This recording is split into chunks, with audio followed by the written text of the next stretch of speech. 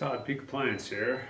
So today we're going to look at a Bosch refrigerator not cooling. You can hear the obnoxious beeping here in the background. So, well, first thing I like to do here is eliminate the noise for now. I keep it running because I want to diagnose this. It's just something I do with a lot of refrigerators, a lot of machines for that matter.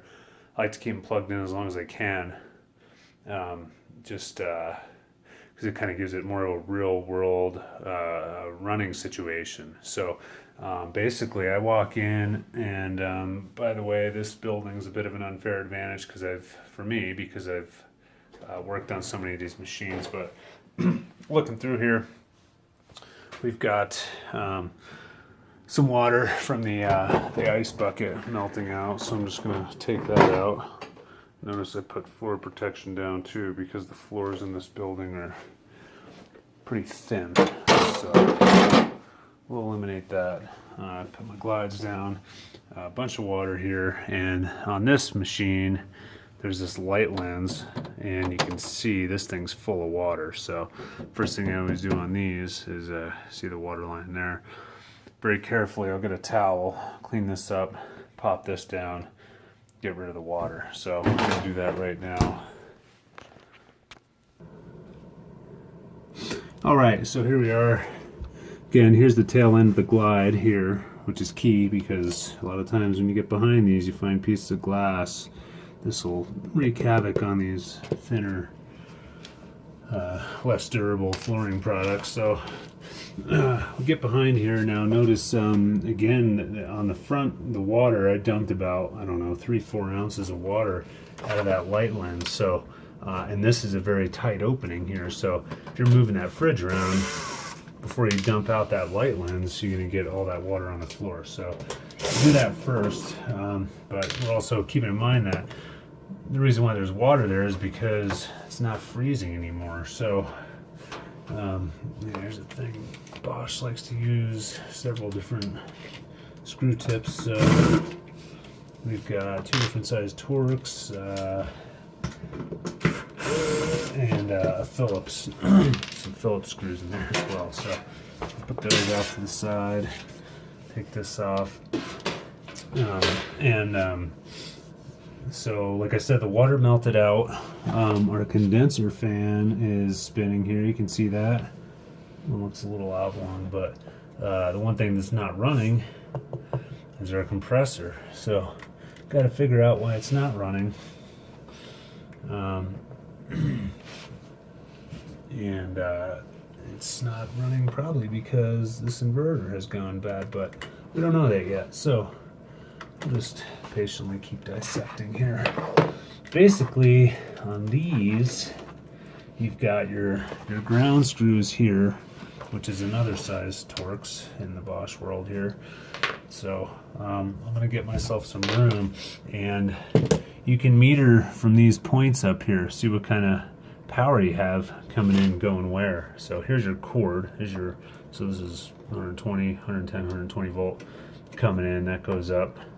And then there's a couple other control boards elsewhere on this machine, so we won't dwell on that too much. So we're gonna still trying to figure out why we're not cooling here. So a couple ways to do it. The way I like to do it is to pull the inverter cap off, okay, because I can still have a couple reasons. It's tough to get a meter up in these wire harnesses here.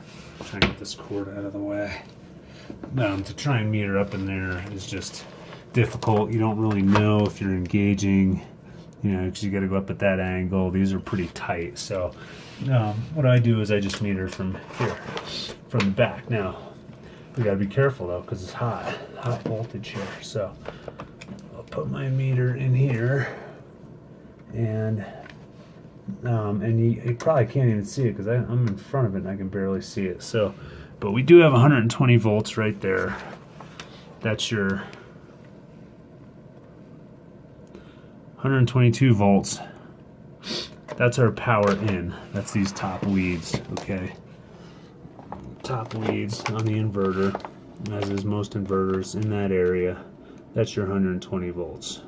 And then there's another thing here, which is your communication wire. Let's see. So with the communication wire, you want to have, I think it's between 1 and 7 volts is what they call out.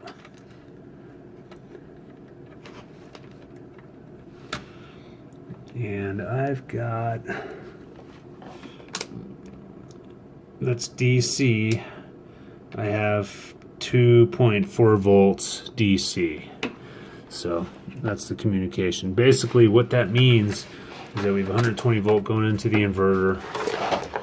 That always has power, and then this is what tells it to run or not. So right now we should be running, but this is stone cold.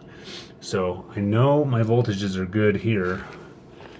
So what I'm going to do next, I'm going to unplug the machine, remove the inverter, remove this inverter, pops right off the compressor, and I'm going to ohm out my hermetic pins on this compressor, and that'll they'll either ohm out properly or they won't, and then that way we know if they're out of range, then the compressor's bad, but if they're within range, the inverter's bad. So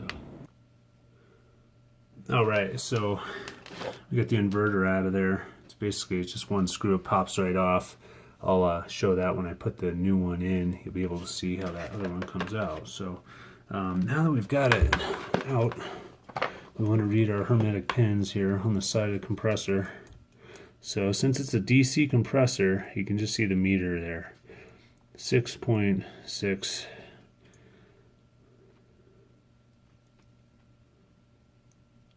6.6.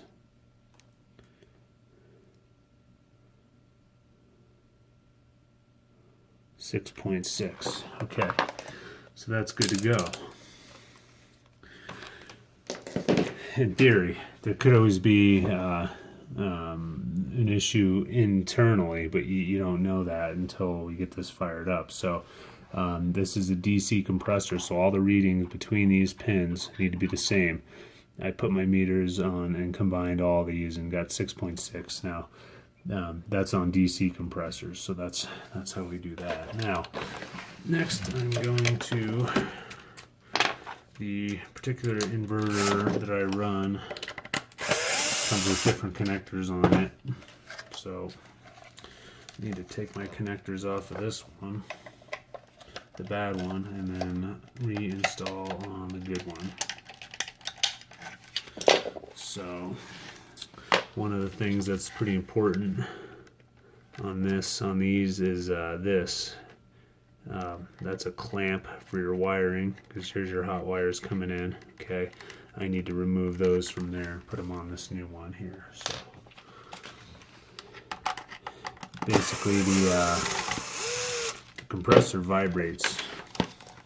It's a pretty fine vibration, but you don't want those to loosen up at all, basically. If those loosen up, start not having a good positive connection, then you can end up blowing up another one, or I don't know, maybe even blowing up a control board, another control board on this machine. I mean, this machine has 3, including this one. I guess this can be called a control board. It has 5 control boards on it, so there's a lot of potentials there. You want all your connections tight, and that's how it's set up from the factory. So I always like to restore the factory settings. Opinions vary, but I think that's the best way for the most part. So okay. This shares a harness. This goes into the machine, so I just remove these from here. Make it a bit easier on us. And I'm swapping over all my connectors from this here. Just not enough room to work back here.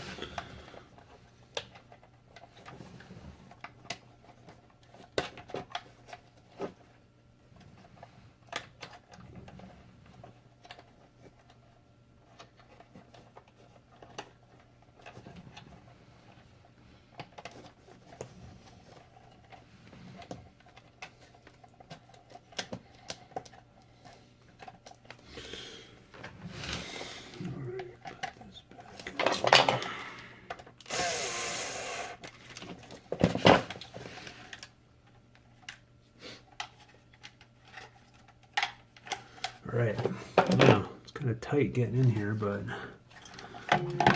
basically you have this connects to your hermetic pins, and the old one actually had a ground clamp back here towards the end, towards the back of the compressor. It's right behind the pins, barely even see it. New one has a different jumper configuration, which is right here, so that screws to the chassis, so that won't get in our way. So the biggest thing is just make sure this gets on, and it's a pretty taut connection, so there's another thing that you just can't see, just won't be able to see. It's too much stuff, too tight. So let's see, get that on there, and then there's a little hook. I'll show you in the old one. There's this groove, and that sits on the compressor. I pulled these apart before where people, other technicians or whomever, I don't know if it's a technician or not, but this is not secure and it's just laying there. So I don't agree. I don't agree with that technique. Again, it kind of comes back to, you want all this stuff secure and tidy. I don't want things flapping around. You know, a lot of vibration. These compressors have a lot of vibration, so we're gonna put it back nice and tight. Make this, hopefully this will last a long time. So this one's taut. That holds all our connections good. There's our communication cable and our live wires. Put the cap back on. Just like to double check, make sure my connections are tight. I don't know if I've ever seen one fail from having loose connections there, but I don't want that to happen. So again, I just put everything back, restore the connections. So go ahead and plug everything back in. There's our power lead. Machine, and this one is just, I removed it just to get it out of the way, and that's how you do it right there. So I hope this was helpful, and give us a thumbs up and like, subscribe, or critique as you wish, and have a good day. Thanks.